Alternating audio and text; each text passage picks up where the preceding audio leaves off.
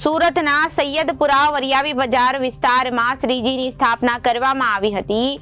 વરિયાવી ચાર રાજા તરીકે ઓળખાતી ગણેશ પ્રતિમા પર 6 મુસ્લિમ તરુણોએ પથ્થરમારાથી તંગદિલી સર્જાઈ હતી। રાત્રે 9 વાગ્યા બાદ 12 થી 14 વર્ષના તરુણોએ રિક્ષામાં આવી પથ્થરમારો કર્યો હતો। આયોજકોએ 6 સગીરને પકડી પોલીસને સોંપ્યા હતા। તરુણો સહિત તમામને પિતાનો પણ સગરામપુરા પોલીસ લઈ ગઈ હતી અને હજારો લોકોએ મંડપથી 100 મીટર દૂર સૈયદપુરા ચોકીને ઘેરી લીધી હતી। ટોળા વિખેરવા લાઠીચાર્જ કરાયો હતો અને 10 થી વધુ ટીયર ગેસ છોડાયા હતા। ત્યારબાદ વિસ્તારમાં પોલીસના ધાડે ધાડા ઉતારવામાં આવ્યા હતા તેમજ કોમ્બિંગ શરૂ કરવામાં આવ્યું હતું। આ મામલે ગૃહ રાજ્યમંત્રી હર્ષ સંઘવીએ ટ્વીટ કરી જણાવ્યું હતું કે પથ્થરમારામાં અત્યાર સુધીમાં 27 લોકોની અટકાયત કરવામાં આવી છે। હાલ ઘટના સ્થળે શાંતિપૂર્ણ માહોલ છે તેમજ પોલીસનો ચુસ્ત બંદોબસ્ત ગોઠવી દેવામાં આવ્યો છે। સૈયદપુરા વિસ્તારમાં આવેલા ગણેશ પંડાલ પર પહોંચી જ્યાં મોડી રાત્રે આરોપીઓએ પથ્થરબાજી કરી હતી અને ગણેશ પંડાલ પર પથ્થરબાજી કરવામાં આવી હતી। પોલીસે હાલ પોલીસ કર્મીઓ ત્યાં તૈનાત છે અને શાંતિપૂર્વક ગણેશજીની પૂજા અર્ચના થઈ હતી। પૂજા અર્ચનામાં પોલીસ કર્મીઓ પણ સામેલ થયા હતા। વજ્રગાડી પણ તૈનાત કરવામાં આવી હતી। આયોજકોએ જણાવ્યું હતું કે છેલ્લા 3 વર્ષથી આ ઘટના થઈ રહી છે પરંતુ આ બાબતે આ ઘટનાને અંજામ આપવામાં આવ્યો છે જેથી લોકોમાં રોષ છે। ગાંધીનગરમાં ડીજીપી વિકાસ સહાય બેઠક કરશે અને આ ઘટનાને લઈને રાજ્યનું પોલીસ તંત્ર એક્શનમાં આવ્યું છે। ગાંધીનગરમાં ડીજીપી વિકાસ સહાયની અધ્યક્ષતામાં જિલ્લાના તમામ આઈજી એસપી સહિતના પોલીસના ઉચ્ચ અધિકારીઓ સાથે બેઠક કરશે। બેઠકમાં તહેવારો દરમિયાન અસામાજિક તત્વો સામે કાર્યવાહી કરવા અંગે ચર્ચા કરવામાં આવશે તેમજ તમામ જિલ્લાના શાંતિ સમિતિ સાથે બેઠક યોજાશે અને ઉલ્લેખનીય છે કે 16-17 સપ્ટેમ્બરે વડાપ્રધાન નરેન્દ્ર મોદી ગુજરાત આવી રહ્યા છે ત્યારે સુરક્ષાને લઈને પણ ચર્ચા કરવામાં આવશે। ગૃહ રાજ્યમંત્રી હર્ષ સંઘવીએ મોડી રાત્રે જણાવ્યું હતું કે સૂરજની પહેલું કિરણ નીકળે તે પહેલા તમામ આરોપીઓને ઝડપી લેવાશે। શહેર પોલીસ દ્વારા સતત કોમ્બિંગ કરવામાં આવી રહ્યું છે। ગુજરાતની શાંતિ ભંગ કરવાનો કોઈ પણ પ્રયાસ કરશે તો તેને ચલાવી લેવાશે નહીં। કેટલાક વ્યક્તિઓ દ્વારા તાળું મારવામાં આવ્યું હતું પરંતુ તાળું તોડીને પણ પોલીસે ઘરેમાંથી બહાર કાઢ્યા હતા। હું સ્પષ્ટ કહું છું કે ગમે તેવા તાળા મારશો તો પણ તોડીને અમે બહાર કાઢીશું। પથ્થરબાજો ઉપર પણ સખ્તાઈપૂર્વકના પગલાં લઈશું। આજના ગાંધીનગરના તમામ કાર્યક્રમ રદ કરી નાખ્યા છે અને આજે આખો દિવસ સુરતમાં જ ગૃહ રાજ્યમંત્રી હર્ષ સંઘવી રહેવાના છે। બપોર બાદ આ સમગ્ર મામલે પત્રકાર પરિષદ સંબોધીને તમામ વિગતો તે આપશે। કોનો ઉપયોગ કરવામાં આવ્યો છે, જે લોકોએ પથ્થર ફેંક્યા છે, જેમણે પથ્થર ફેંકવા માટે ઉશ્કેરાયા છે, એ તમામ લોકો સામે પગલાં લેવામાં આવશે। અત્યારે આપ જોઈ શકો છો જો અહીંયા પથ્થરમારા એક પહેલે ગણેશ પંડાલ પર થયેલા હતા।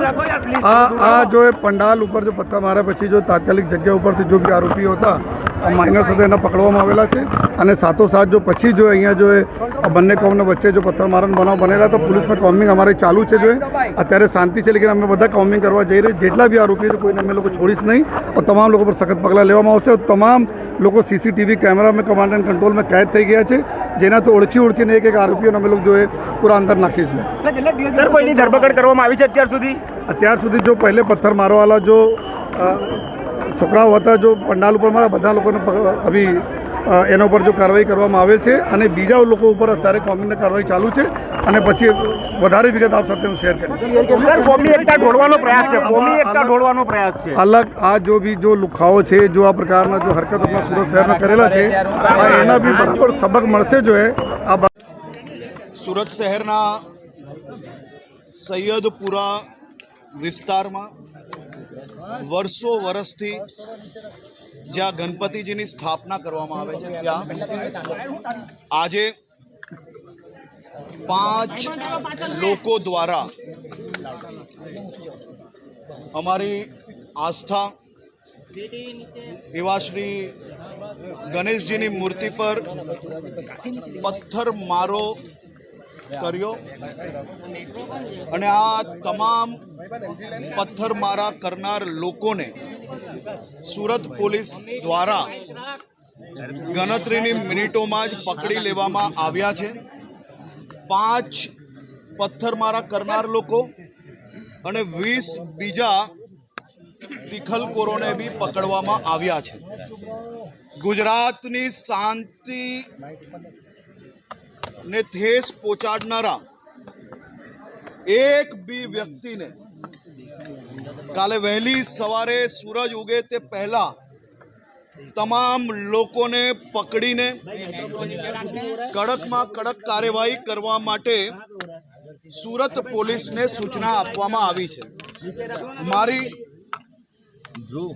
તમામ લોકોને ખાસ વિનંતી છે, કોઈ બી પ્રકારના વોટ્સએપના મેસેજોમાં કે કોઈ બી પ્રકારની ખોટી વાતોમાં આવતા નહીં।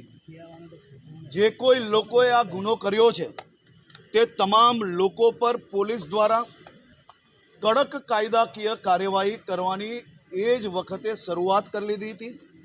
હમણાં મોડી રાત્રે બી આ કોમ્બિંગ ચાલુ છે। કાલે વહેલી સવારે સૂરજની પહેલી કિરણ જ્યારે સુરત શહેર પર પડશે તે પહેલા આ તમામ લોકોને પકડી લેવા માટે સુરત પોલીસે સંકલ્પ લીધો છે। જે સ્થળ પર ઘટના બની હતી તે સ્થળ પર હમણાં હું પોતે અમારા ધારાસભ્ય શ્રી કાંતિભાઈ અને મેયર શ્રી દક્ષેશભાઈ જોડે આવીને સૌ આયોજકો જોડે ભગવાન શ્રી ગણપતિજીના ચરણોમાં વંદન કરીને આરતી કરીને સંકલ્પ લીધો છે કે ગુજરાતની શાંતિ દોલવાની કોઈ બી કોશિશ કરશે તો આ જ પ્રકારે કડકમાં કડક પગલાં જરૂરથી ભરવામાં આવશે। આપ સૌ લોકો સંપૂર્ણ શાંતિ જાળવી વિશ્વાસ રાખજો। વહેલી સવારે સૂરજની પહેલી કિરણે આ તમામ લોકો પોલીસના હવાલે, જેલના હવાલે બંધ થાય તે પ્રકારની વ્યવસ્થાઓ કરવામાં આવી છે।